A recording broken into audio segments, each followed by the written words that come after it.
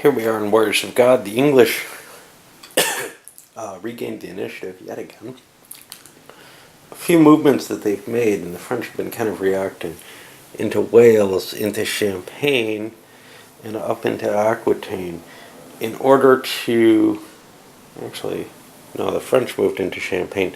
This is all actions to tie down powerful forces or whatever. So in the case of the French force moving into Champagne, they're actually slightly outnumbered, but he wanted to prevent this from coming into Paris where it's more dangerous, or Ile-de-France, where it's more dangerous. Likewise, the English moving in Arundel into Aquitaine is just that kind of move. He doesn't want Richard I having freedom. Now, Richard can be freed by moving one of these forces down and then moving Richard out. On the other side of things, the English opened things up with Ranulph Granville marching into Wales.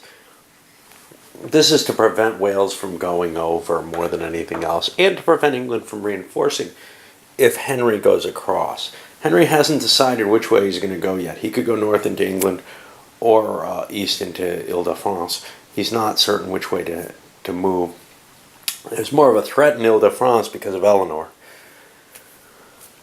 But we'll see where it ends up. All the movement's done. We have some battles. Henry decided to go into England, so let's go through what we've got. In Wales, Ranulph is attacking. In England, Henry has moved to attack.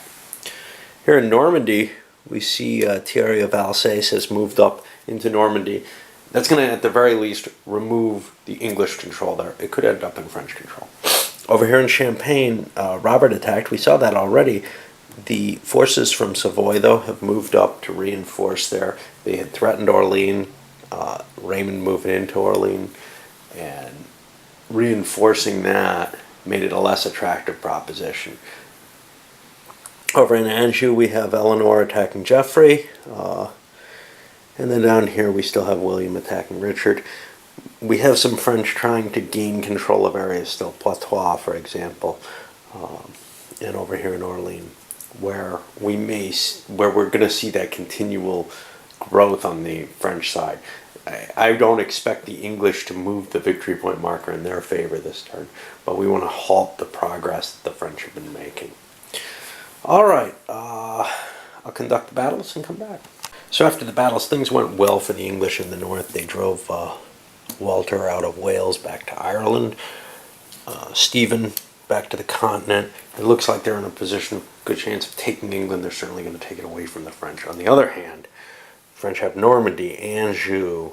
They defeated William of Arundel and killed him.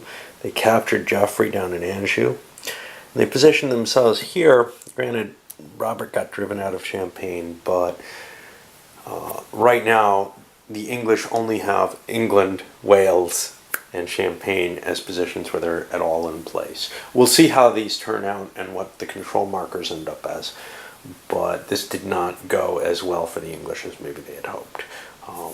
Richard's forces were tremendously valuable, even though he only got 3 dice because of his personal archers. He's still at +2, so he was able to generate a lot of hits. Eleanor, with her large army, was able to defeat a slightly better opponent. Well, keep going. One thing I forgot to mention, this battle in Champagne was exceptionally interesting because both armies were primarily mercenaries, and actually after the second round of combat they both had to take their mercenary hits, and they lost all their armies. It was just 2 guys against 1. Robert decided to pull out.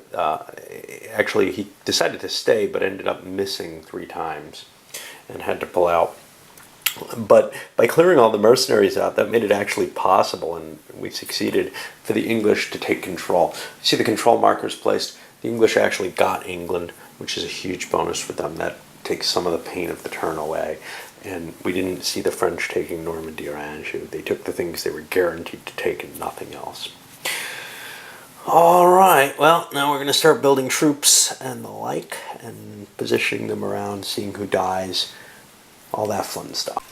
Okay, with the troop deployments, we see that the French built the Chevalier and actually moved some forces into Ile-de-France. The reason for that is they're getting Philip II here, and he'll be able to lead the knights, so he might as well have them. French also assume they're going to take Geoffrey of Brittany. They're not absolutely bound to that, but that seems more valuable than the Scottish option. What we're at right now is the leader death phase, and in particular I'm interested in Geoffrey V here of Anjou, who the English decided not to ransom off. They would have had to give up Champagne in order to ransom him off, and I like Champagne a lot, so, and I don't know anybody named Geoffrey, so, you know, no, the point is that he's kind of old. So he's going to die on a 1 through 4 anyway, in which case I'd be wasting points. So I'm going to let him see if he can rot in jail. Unfortunately, he stays alive, which means I'm going to lose a couple victory points for him. And that could keep going indefinitely throughout the game. Let's look at some of the others here. Walter up there.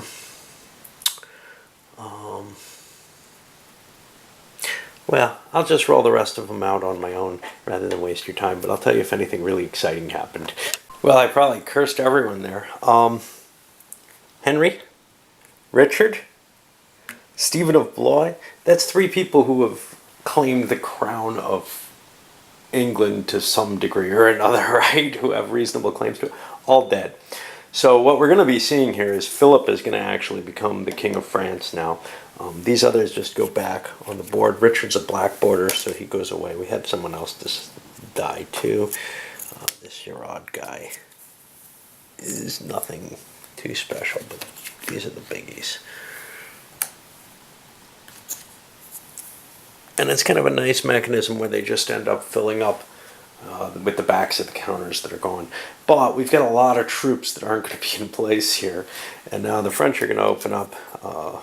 Well, so because of the lack of forces, I mean, I need to get somebody to command this, right? I don't have a lot of options here. I have Geoffrey, who would get 2 free troops over here, but he could grab 6 over here. And likewise over here. So I'm actually going to grab Geoffrey, because he's the better of the leaders, and put him here in the Aquitaine. He's going to grab these forces once he gets a moment to do so. I don't think he's going to take a gunner. It doesn't look very valuable at this point. That means that William ends up English. Are there big piles of English troops somewhere? Well, honestly, I kind of like the idea of being able to just take Scotland. I think owning that and having those extra production points every turn is only going to help me. And now we get to place the others, and Philip, of course, goes to France. And now I think I'll put him over here. Just because the troops are already there, he might as well do that. His other option is to come in at home, someplace really goofy. And now here, what do we have? We have William Longchamp, who could show up here with troops. Is that really worth it, though? William Marshall definitely wants to show up in England, I think. And he'll show up with a unit. And Longchamp's, well, here's the problem. Him showing up in England might be good, too. Just to get enough troops, because he shows up here, he has 1 troop. Now he could show up here and grab a Welsh archer, and that's kind of an intriguing option.